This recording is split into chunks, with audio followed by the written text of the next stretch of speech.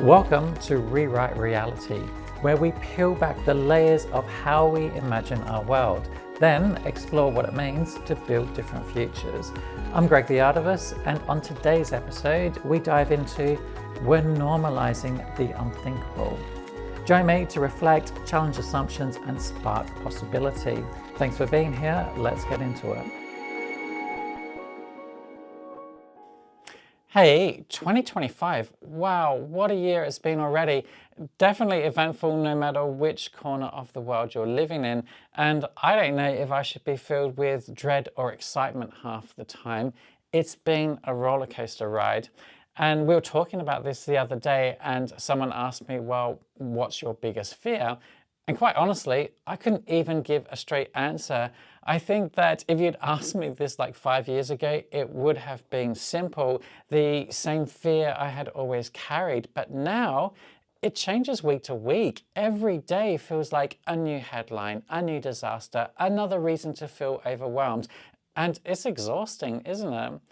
But you know what really scares me?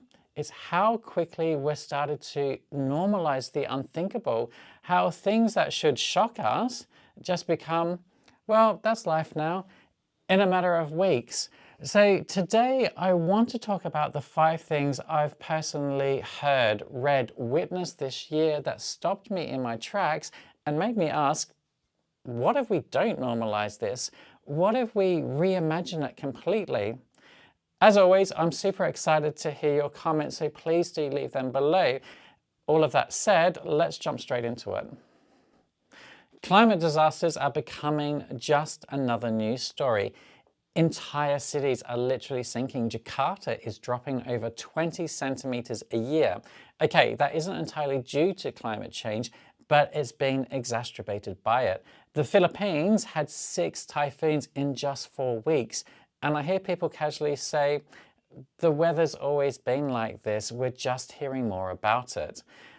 Wrong. This isn't just weather. It's the product of a broken system that sacrifices vulnerable communities. What would it look like if we treated every disaster as a call to transformation, to prioritize climate justice, community resilience, and care over profit? Let me know what you think below. Billionaires are rising along with greenwashing. Billionaire wealth is smashing records again this year, while the global south drowns in debt. And someone told me recently, of course companies are greenwashing, what do you expect? That shrug of resignation is exactly how they get away with it. What if we stop treating billionaire philanthropy as saviorism and instead demand justice and redistribution? What if we invested in real community-led solutions, not corporate PR? Billionaires are, of course, big topics right now, so drop your thoughts in the comment box. When did peace turn into a dirty word? We're normalising militarisation, record NATO spending, new EU weapon funds, nuclear rearmament, while anyone questioning it is called naive or extremist. Peace has vanished from public discourse. I read this the other day. War is inevitable, it's just human nature. And this idea creeps into conversations everywhere. But what if war isn't human nature? What if it's just bad governance? What if we imagined peace not as weakness, but as strength, resilience, and global responsibility? I'm sure a lot of you have opinions on this one, so please do share them with me. How is it we are being sold surveillance as security? Digital IDs, facial recognition, AI surveillance, all being sold to us as security, all while ignoring the root causes of insecurity, poverty, inequality, ecological breakdown. I've even heard someone say, it's just how things are now, you can't stop it. But what if we reframe the conversation? What if we ask, security for who? Control for who? And how could we build safety through justice, dignity, and freedom instead of treating people like risks to be managed? If you feel that Big Brother's watching you, please comment below. When will we stop framing mental health as personal failure? Burnout is everywhere, especially among young people. And still, I hear stuff like, if you can't cope, just log off, or toughen up. Not, let's fix the toxic systems making people sick. We act like it's an individual weakness, not a systemic crisis. What if we stopped telling people to be more resilient and started fixing the environments making us sick? What if mental health care wasn't an afterthought, but built into how we structure society itself? Can you even picture a society designed to support mental well-being at every level? Let me know what you think.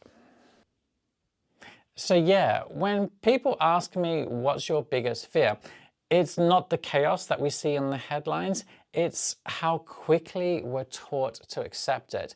But it's worth remembering, the future hasn't been written yet. We don't have to normalize, we don't have to accept it. I would love to know, what are you seeing people normalize that really worries you? And more importantly, what's one vision of a better world you've been holding on to this week? Again, drop it in the comment box below. Let's start this conversation, because the world we build, it starts with stories we refuse to let die. Thank you so much for listening to this episode of Rewrite Reality. If this resonates, consider sharing with someone who might also be thinking deeply about the world around them. And head over to greggtheartivist.com to explore more. I have the same episode in full with extra content as well as ways to connect. Also, if you haven't yet, subscribe or follow wherever you listen so you can catch future episodes.